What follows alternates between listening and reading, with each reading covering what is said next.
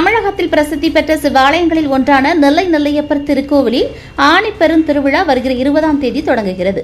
இந்த திருவிழாவின் சிகர நிகழ்ச்சியான திருத்தேரோட்டம் வரும் 28ஆம் தேதி நடைபெற உள்ள நிலையில் அன்றைய தினம் 450 டன் எடை கொண்ட ஆசியாவிலேயே அதிக எடையிலான தேர் என்ற பெருமைக்குரிய சுவாமி நெல்லையப்பர் தேர் உள்ளிட்ட 5 தேர்கள் நெல்லையப்பர் கோவில் ரத வீதிகளில் வலம் வரும். ஆசியாவிலேயே அதிக எடை கொண்ட சுவாமி நெல்லையப்பர் தேரினை முழுக்க முழுக்க மனிதர்கள் மூலமே மனித சக்தியை பயன்படுத்தி பல நூற்றாண்டுகளாக பக்தர்கள் இழுத்து வருகின்றனர். ஒரே நாளில் நிலையம் சேர்ப்பதற்கு பல்வேறு நடவடிக்கைகள் கோவில் நிர்வாகம் சார்பில் மேற்கொள்ளப்பட்டு வருகிறது. அழகு மிகுந்த பல்வேறு கலைநயமிக்க வடிவங்களை கொண்ட சுவாமி நெல்லையப்பர் தேர் ரத வீதிகளில் ஆடி அசைந்து வருவதற்கு பயன்படுத்தக்கூடிய சரக்கு கட்டைகள் தயார் செய்யும் பணி பாரம்பரிய முறையில் நெல்லையப்பர் கோவில் வளாகத்தில் நடைபெற்று வருகிறது. பல தலைமுறைகளாக இந்த பணிகளை மேற்கொள்ளும் ஸ்தபதிகள் மூலம் இந்த பணிகள் நடந்து வருகிறது. கேரள மாநிலத்திலிருந்து புளியமரம் தேர்வு செய்யப்பட்டு அதிலிருந்து 30 கிலோ எடையுடன் கூடிய சரக்கு கட்டையை தயார் செய்யும் பணியில் பாரம்பரிய ஸ்தபதிகள் ஈடுபட்டு வருகின்றனர்.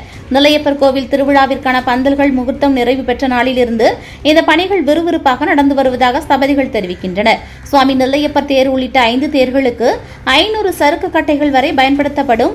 அதனை தயாரிக்கக்கூடிய பணியில் ஸ்தபதிகள் இரவு பகலாக ஈடுபட்டு வருகின்றனர்.